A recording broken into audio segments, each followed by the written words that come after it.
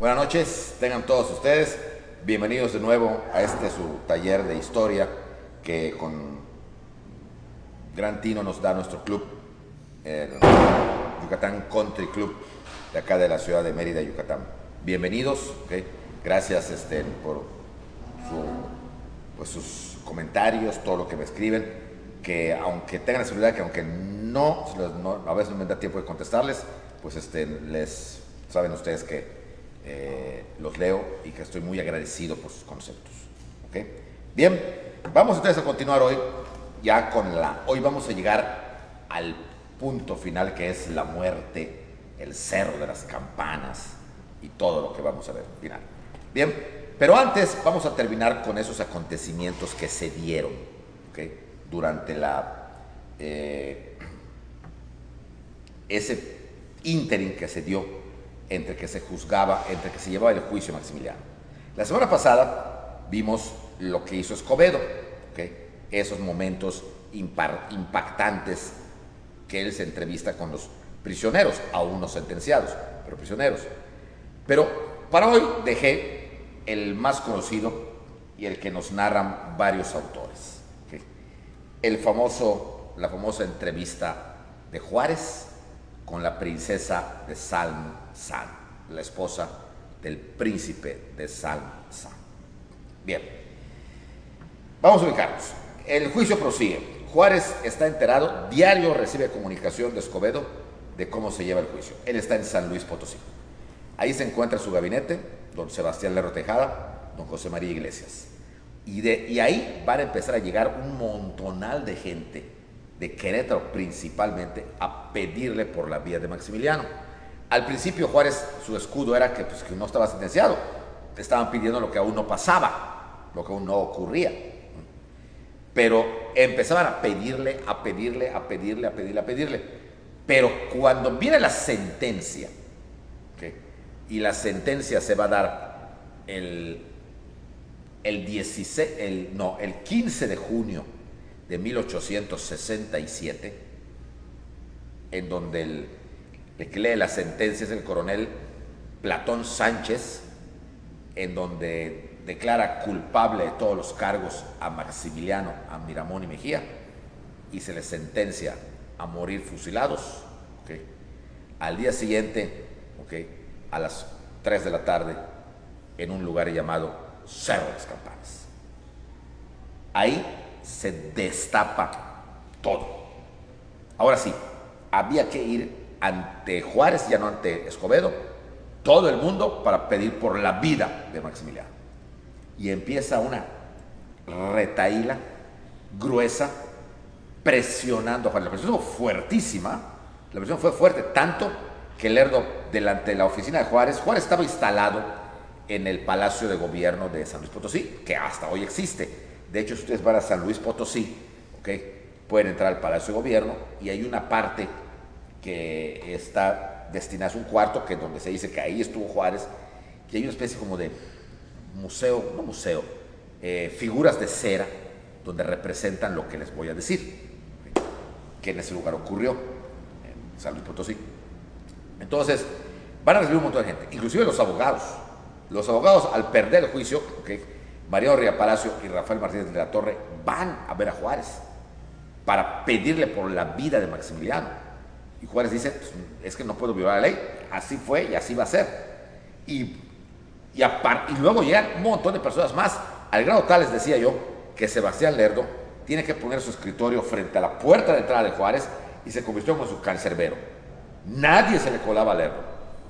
Ya, dejen en paz a don Benito. Nadie se le va a colar. Nadie. ¿Okay? Y así evitaba que entrara. Por ejemplo, evitó que entre la esposa de Miramón, doña Concha Lombardo, pues, se fue hasta San Luis Potosí. Ella amaba a su marido locamente y va hasta San Luis Potosí a ver a Juárez. Nunca la recibe Juárez porque Lerdo no la deja, ¿okay?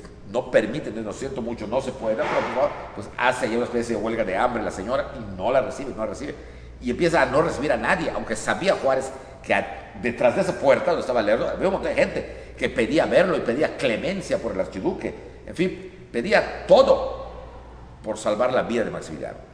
Sin embargo, hay una persona que se cuela, que quién sabe cómo lo hizo, pero se le coló a Lerdo. La princesa de Salm Salm. ¿Quién era la princesa de Salm Salm? Era la esposa del príncipe de Salm Salm. No era alemana, como muchos creen, era norteamericana. Entre sus aventuras, el príncipe de Salm Salm había llegado a Estados Unidos y ahí la había conocido. La historia de esta muchacha no es precisamente de una princesa, no vayan a pensar que es una princesa de sangre real, era princesa porque se casó con el príncipe, pero era, de hecho parece ser que era como una cirquera, una trapecista. Y entonces se enamoró, era una mujer alta, eso sí, muy hermosa, blanca, de ojos azules impactantes y brillantes, y muy inteligente. Y el poco tiempo que había tratado con Maximiliano, le había simpatizado muchísimo.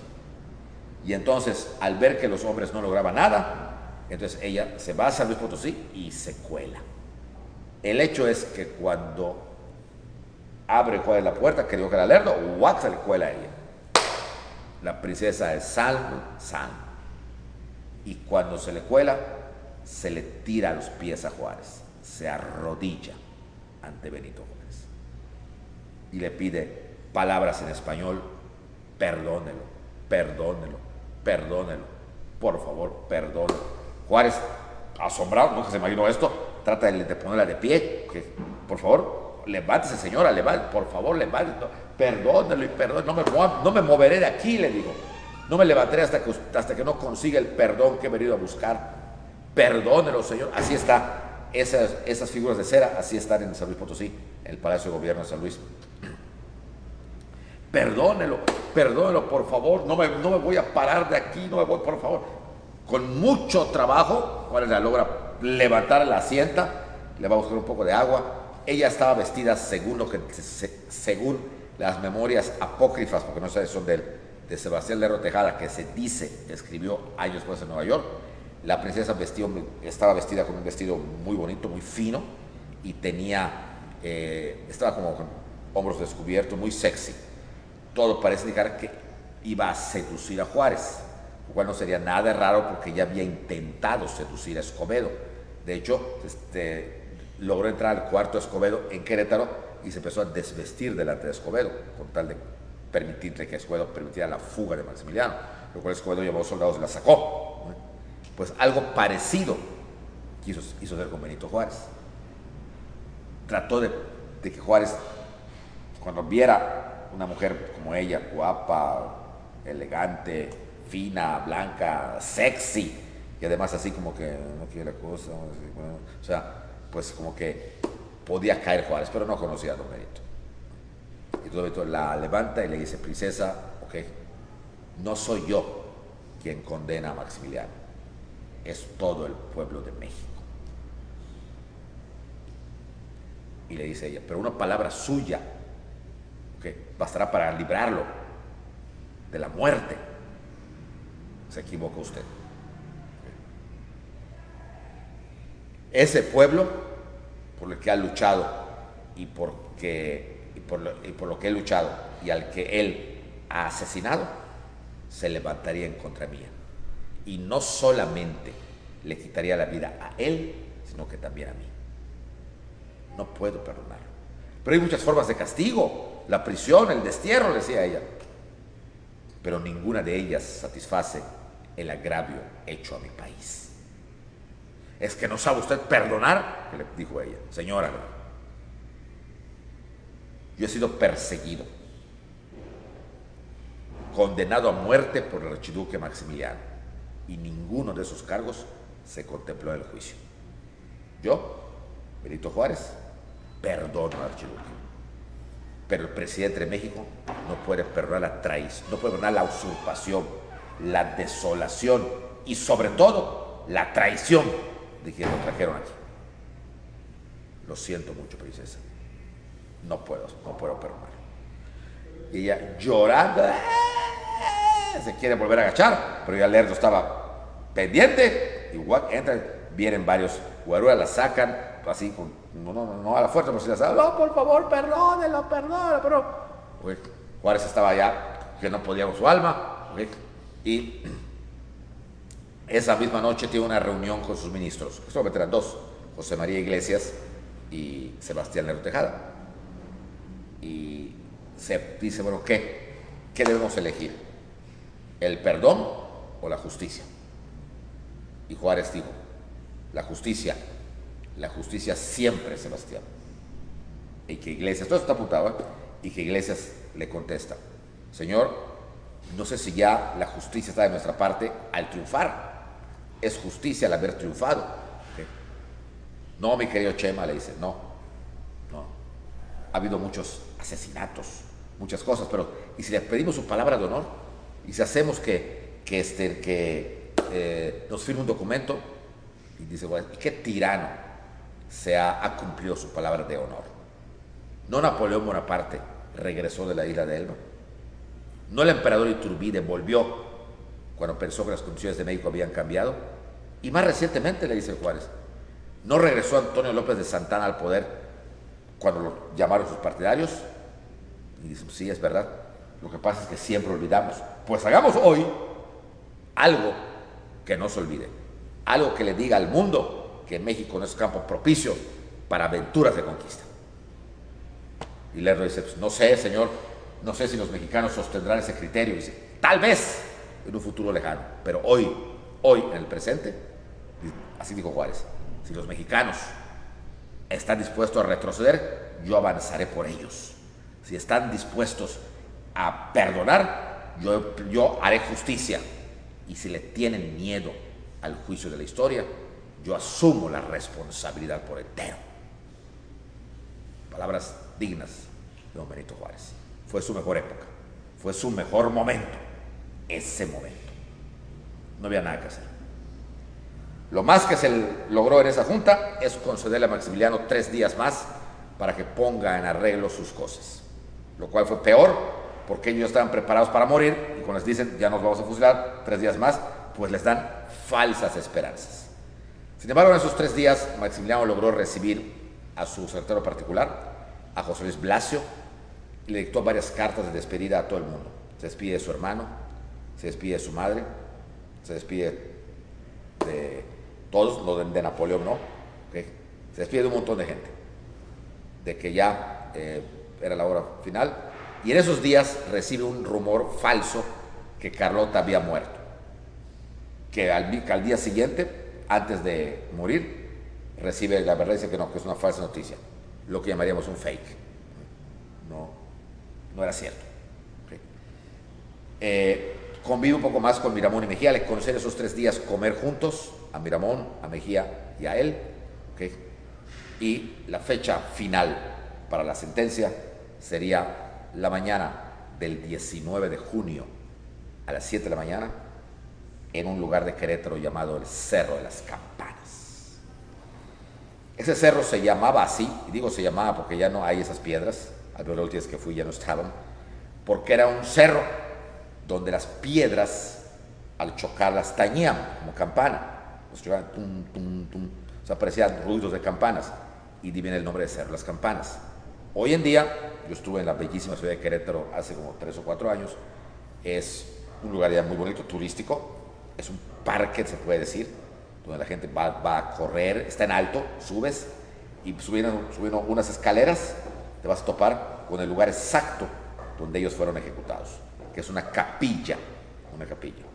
Sigues caminando, hay un caminito que te lleva a un museo, que es el Museo de Juárez, en donde está un Benito Juárez gigantesco, un titán grandísimo, gigante, ahí, una piedra enorme, gigantesca, y están también, pues, hay para ciclopista, para caminar, va mucha gente a correr temprano ahí.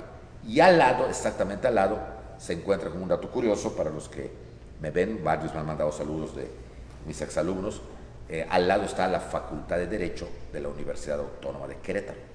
¿Okay? Y enfrentito hay una glorieta con Mariano Escobedo montado a caballo. ¿Okay? Nada más que el escultor lo puso ya cuando era viejito, porque Escobedo no estaba así, era mucho más joven cuando lo capturó a Maximiliano. Bueno, es el Cerro de las Campanas hoy. En aquel entonces era un lugar que estaba afuera de Querétaro y era una especie de basurero, o sea, ahí estaba, cerro. Ahí los iban a fusilar.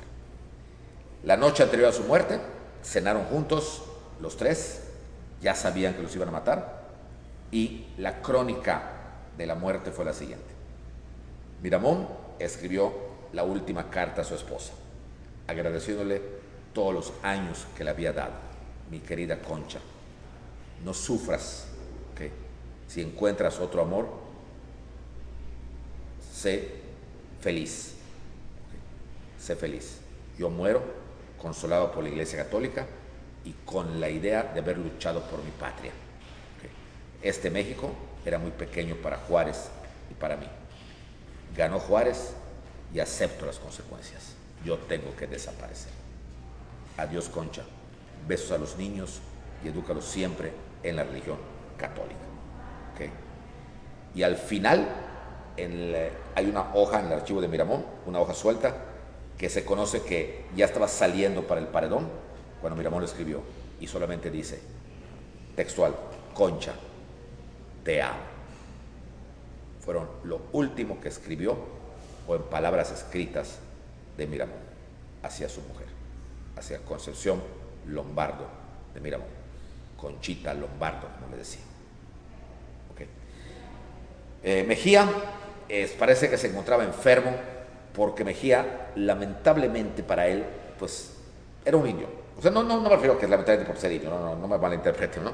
Lamentablemente me refiero porque dejaba a una esposa que acababa de tener un bebé, tenía un bebé de 8 meses.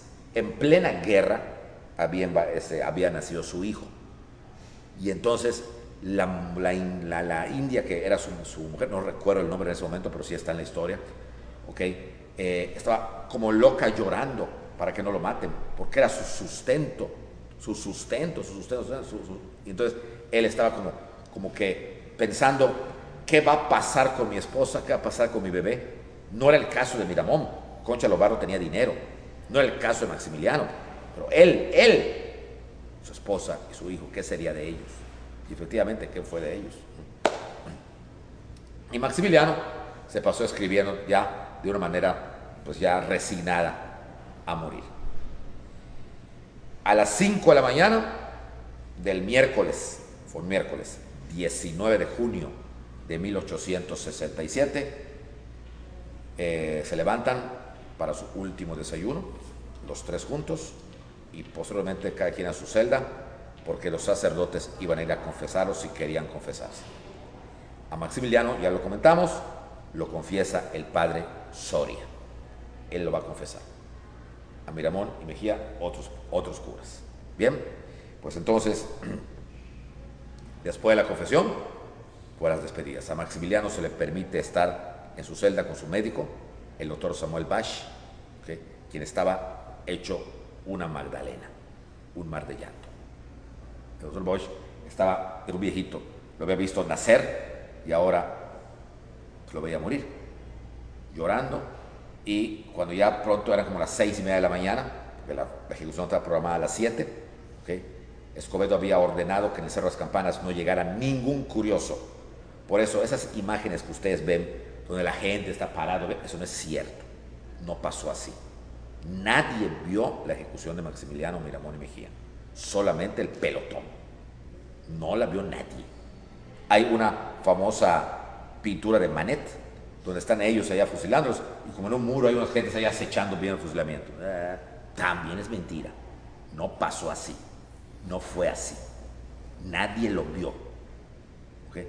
El Cerro de las Campanas había que subirlo. De hecho, hoy se sube, pero con escaleras. Hay escaleras para subirlo. Ya es otra cosa, ¿no? Como les dije hace un momento, ya es hasta cierto punto turístico, es un parque.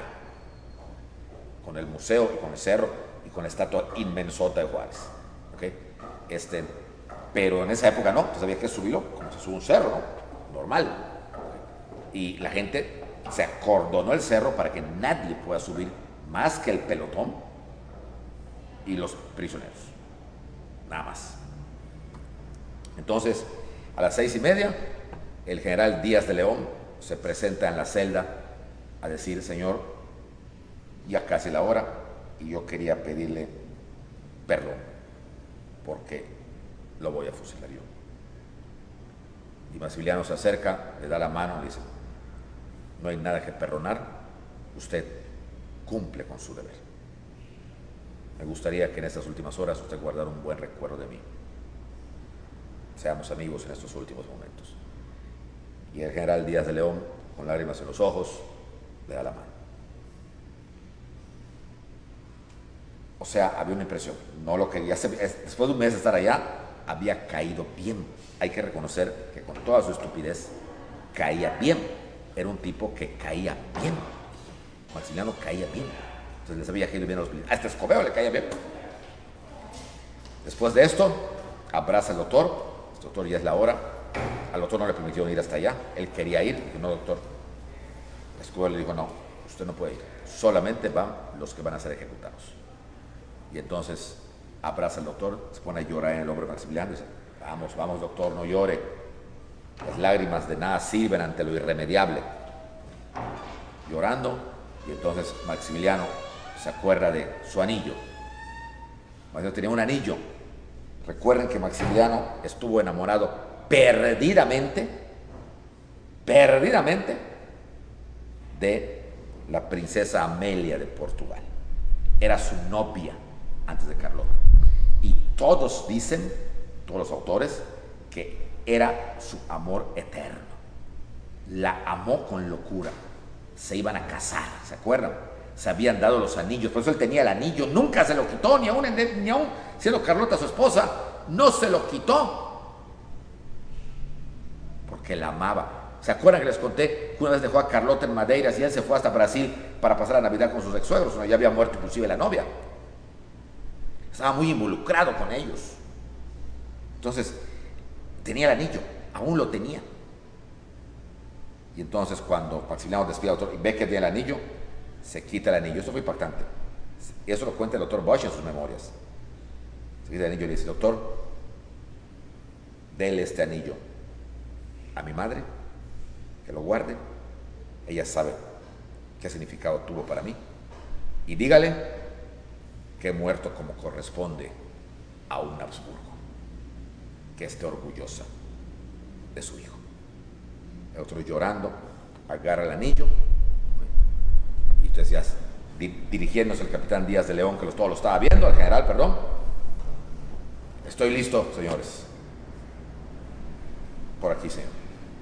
Y Maximiliano pasa entre los soldados que estaban impactados de verlo, y sale Maximiliano del convento de capuchinas. En la puerta estaban ya los carruajes que los llevarían, y una carreta, varias carretas, donde había 3 ataúdes. Qué impactante para ellos 3. En la puerta ya estaban Miramón y Mejía esperándolos. ¿Okay? Todos ellos vestidos de civil, no con el traje militar, vestidos de civil, tanto Miramón como Mejía. ¿Okay? A Mejía se le veía acabado, porque ahí, detrás de los soldados, en ese como parquecito que había, o que hay todavía en Querétaro, la gente estaba llorando, sobre todo la esposa, que levantaba a su bebé y le decía, que no lo maten, voy a quedarme en la calle, por favor, no lo maten. O sea, desgarraba los gritos de la señora Mejía, los desgarraba. El general Díaz de León estaba así, Escobedo estaba, ¿qué hacer? Entonces, Maximiliano, cuando sale, saluda a Miramón y a Mejía, que ya estaban ahí, y ve que era una mañana muy bonita, mañana de primavera. Moría la primavera y iba a empezar el verano. Faltaban unos cuantos días para el verano, 19 de junio. Y cuentan que Maximiliano dijo, qué hermoso día. Siempre quise morir en un día como este. Caballeros, adelante. Lo suben a sus carruajes, lo acompañan los sacerdotes, uno para cada uno, y del Capuchinas rumbo al Cerro de las Campanas. Se hace un derrotero hasta hoy al Cerro de las Campanas, a donde llegan alrededor de las 7 de la mañana, 7:15 por allá. La multitud había sido totalmente alejada de ahí, y por lo tanto, una vez que salen de la ciudad, ya Maximiliano no ve nada más que la montaña, el sol precioso, el día, el cielo azul limpísimo de Querétaro. Y por fin llegan al cerro. El carruaje no puede subir al cerro, ya no podía subir. Pues no puede, ¿cómo? Abren, okay, y ve a Maximiliano que había que jalar hasta arriba. Y como queda su cara así triste. Y Miramón, que lo ve, le dice: Majestad, apóyese en mí para subir. Y dice Maximiliano: no es necesario, general, yo puedo solo. Y los tres van subiendo al cerro Las Campanas hasta llegar al lugar donde hoy hay una capilla y 3 monumentitos donde dice uno Maximiliano, Miramón y Mejía, que son los lugares exactos donde cayeron acribillados. Allá. Y al fondo de esos monumentitos, al fondo, hay una capillita, hay un cuadro donde está la Dolorosa cargando al que creen que es Jesucristo, pero no lo es Maximiliano. Interesante. Bueno, entonces llegan, ya el pelotón estaba preparado, 7 gentes, el general Díaz de León esperando nada más, les daba todo el tiempo del mundo, se preparan, Maximiliano en medio, okay, Miramón a su izquierda y Mejía a su derecha. Y entonces se despiden. Maximiliano abraza a Mejía y le dice: general, lo que no es premiado en la tierra es premiado en el cielo. Mejía no dice nada, luego hace la cabeza así. Ya Mejía lo que quería era morirse. Y luego Maximiliano se despide de Miramón y abraza a Miramón. General, los héroes como usted ocupan el lugar de honor. Déjeme que le haga un honor, al menos a esta hora. Pase en medio. Y Miramón ocupa el lugar del medio. En el último momento, el último segundo de la vida, por primera vez y única, Maximiliano le hacía honor a Miramón. Nunca lo había querido, lo había despreciado, lo había desterrado. Y ahora le cedía el lugar para morir, el lugar del medio. El coronel Díaz de León pregunta si alguien quiere decir algo, sus últimas palabras. Mejía, que tiene un crucifijo agarrado muy fuerte, hace la cabeza así, como diciendo: ya que esto acabe, ya que nos mate, ya. Miramón sí, yo sí quiero. Y lanza un discurso que evidentemente oyó la gente y que luego se contó, quizá palabras más, palabras menos, pero dijo: mexicanos, okay, en el juicio trataron de salvar mi vida. Aquí, a segundos de perderla, solo quiero protestar por la nota de traidor que me han echado encima. Yo no soy ningún traidor. El traidor es Juárez, que pretende entregar a los Estados Unidos. ¿Okay? Yo soy un patriota y todo mi historial militar lo demuestra. Espero que algún día me borren esta mancha injusta que me ponen y que me hagan justicia a mí y a mis hijos. ¡Viva México! ¡Viva el emperador Maximiliano! Todos lo oyeron, era el momento final, no era para cállate, no, o sea, lo oyeron y luego le preguntan a Maximiliano. Dice: sí, quiero también. Dice: mexicanos, dice Maximiliano, muero por una causa justa, muero por la independencia de mi nueva patria. Ojalá mi sangre sea la última que se derrame y que sirva para que llegue la paz a mi nueva patria. ¡Viva México! Eso fue todo. Maximiliano se abre, tenía un saco negro. Maximiliano se abre el pecho. ¿Okay? Tenía un chaleco blanco, ¿okay? Que es el que queda. Se abre lo que es el saco, pero el chaleco queda. Se lo pone así, como esperando que disparen aquí. ¿Okay? Y lo último que dice fue: no me tiren a la cara. Lo último que dice. Y entonces el coronel Díaz de León, a un mismo disparo, a los 3 al mismo tiempo, no como en algunos dibujos ponen que un pelotón para uno, otro para otro, no. Todo fue para los 3, al mismo tiempo los 3. ¿Okay? Dice: preparen armas, apunten. Fue. Y a un disparo, caen los 3 a tierra. Miramón y Mejía murieron instantáneamente. Miramón, una bala le atravesó directo el corazón. ¿Okay? Y a Mejía, 3 balas, signos vitales, que su agonía fue de quizá microsegundos. Maximiliano cae, pero se empieza a revolcar y se oía que decía una palabra en español: hombre, hombre, hombre. El general Díaz de León se acerca al ver que se estaba moviendo, y entonces él con su pistola y a quemarropa le dispara a Maximiliano. Fue tan cerca el fuego que prendió su saco. Tuvieron que tirarle para apagar. A las 7:30 de la mañana, los 3 personajes centrales de esta triste historia ya eran cadáveres. Inmediatamente los soldados los recogen. El cabo de la Rosa, un famoso cabo que vivió mucho, tenía apenas 15 años cuando fusiló a Maximiliano, y va a vivir hasta el siglo XX, inclusive le va a tocar la televisión y lo van a entrevistar ya muy viejito. Él dice que él fue, mientras levantaban los cadáveres para meterlos en los ataúdes, él fue el que puso unas cruces de madera en cada lugar. O sea, estaba muy fuerte. Aquí cayó Maximiliano, uno aquí, okay, para que se sepa dónde habían caído.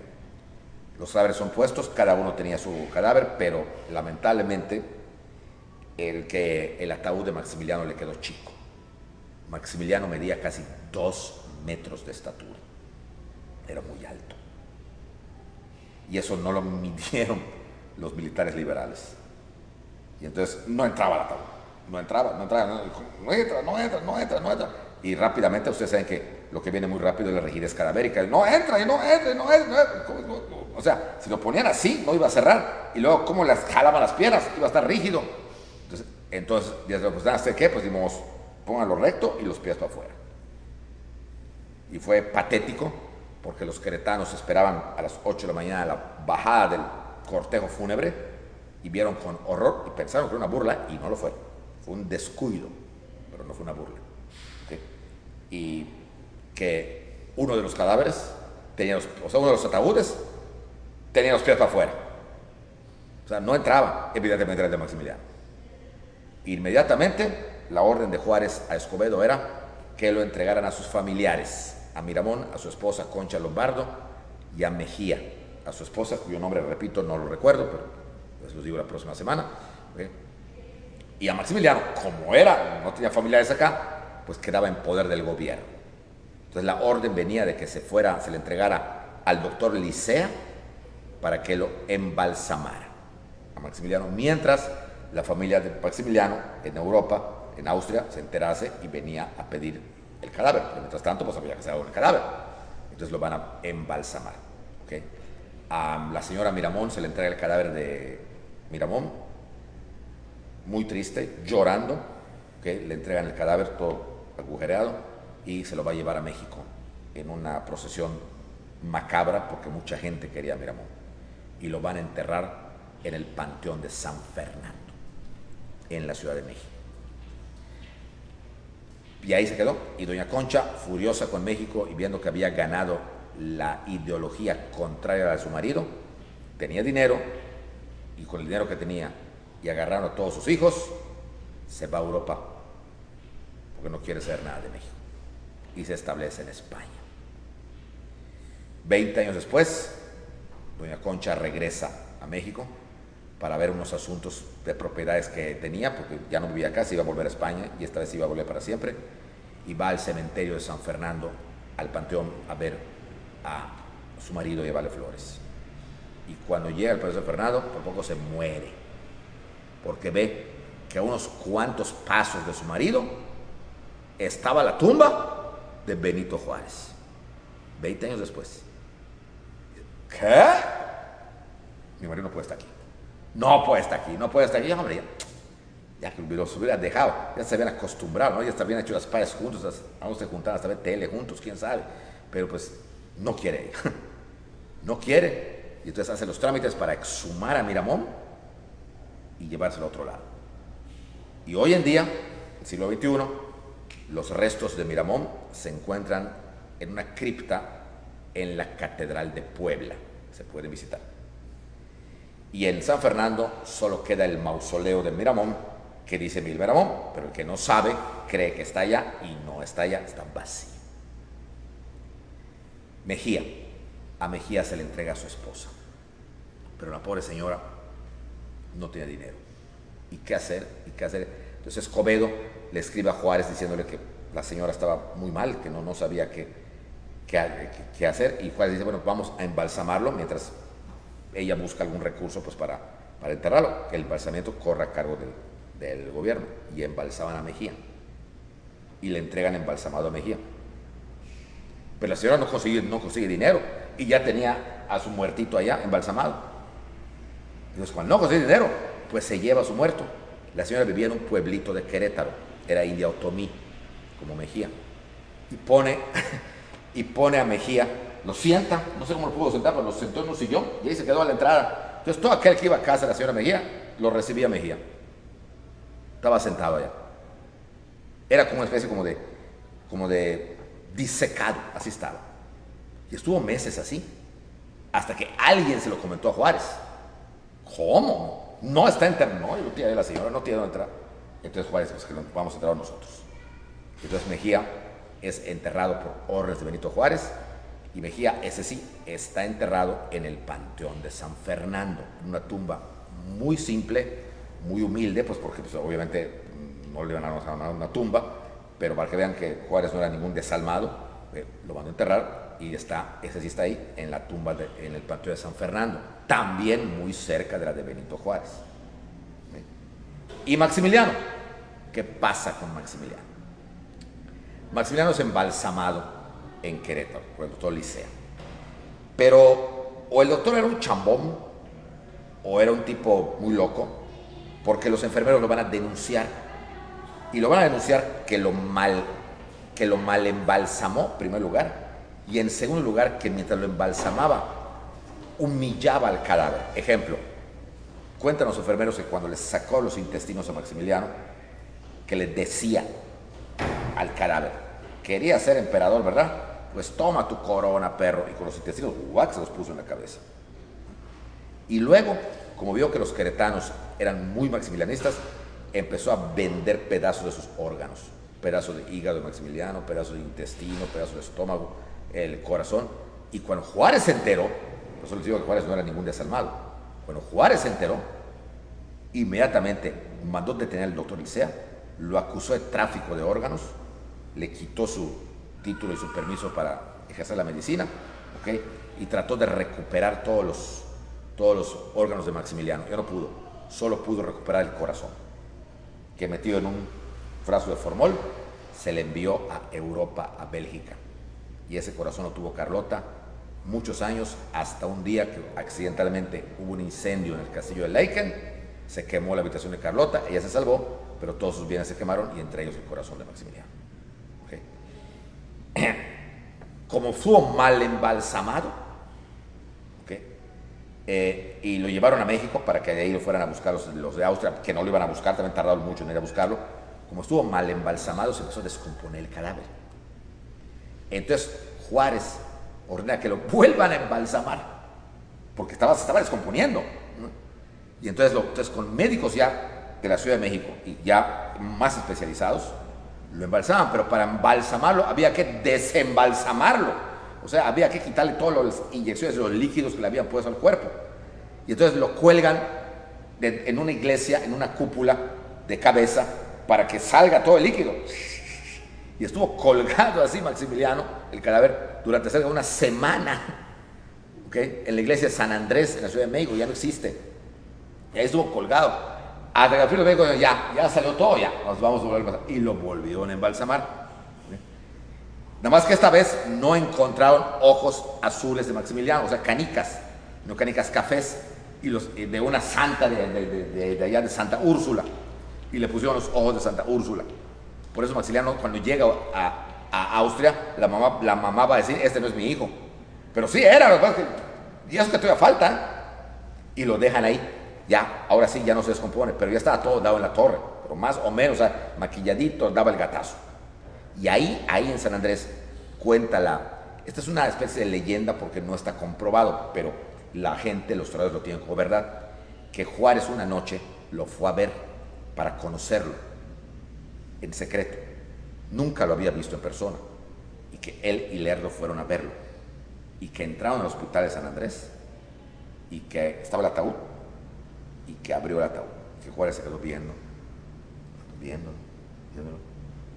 y ya que lo ve, que solo le comenta a Lerdo: mira, Sebastián, era muy alto este hombre, pero se estaba quedando calmo. Cerró el ataúd y no dijo una sola palabra más. Y así, para epilogar a Maximiliano, pues tenemos entonces el caso de que Maximiliano lo van a venir a buscar 6 meses después. Pues la familia austriaca se lo van a llevar, y en el camino, ya en noviembre del 67, en el camino hubo mucha lluvia entre México y Veracruz, y había muchos, lo que llamaríamos, baches. ¿Okay? Entonces el carruaje de Maximiliano, donde estaba el cadáver y el ataúd, cae en un bache. Se voltea el carruaje, se abre la portezuela, sale el ataúd, se abre el ataúd, sale el cadáver de Maximiliano y se cae en un lodo. Entonces los soldados austriacos, le pare, todo negro. Por eso cuando llegó a Austria, la mamá decía: este no es mío, porque estaba todas las manchas negras y todo. Y Maximiliano actualmente está enterrado, sepultado, más elegantemente decir, en la famosa capilla de los capuchinos en Viena, de los Habsburgo, en Viena, Austria. Ahí está. Tuve el honor, el gusto de, poquito antes de la pandemia, en enero, estar allá en Viena. Fui a visitar la tumba de Maximiliano y se ve que van muchos mexicanos. Tiene flores, tiene una bandera mexicana allá sentada, y tiene un sombrero de charro también. ¿Okay? Y sí, dicen que mucho mexicano va allá y le reza y todo. ¿Okay? Está en la iglesia de los capuchinos en Viena. El día que vayan, pues no estaría mal visitarlo, ¿okay? Para que vean dónde yacen los restos, que, pues como fue embalsamado, deben estar bastante conservados, todos dados en la torre, pero bastante conservados. Y con este triunfo, con el fusilamiento de Maximiliano, se acaba el imperio, pero no se acaba Juárez. Don Benito aún sigue con la famosa República restaurada, pero esto lo veremos la próxima semana. Muy bien, pues muchas gracias a todos ustedes. Les agradezco de haber tomado todo este módulo largo de Juárez y el imperio. Y todavía, para terminar con Don Benito, nos falta otros, que es Juárez y la República restaurada. Muchas gracias y nos vemos la próxima semana.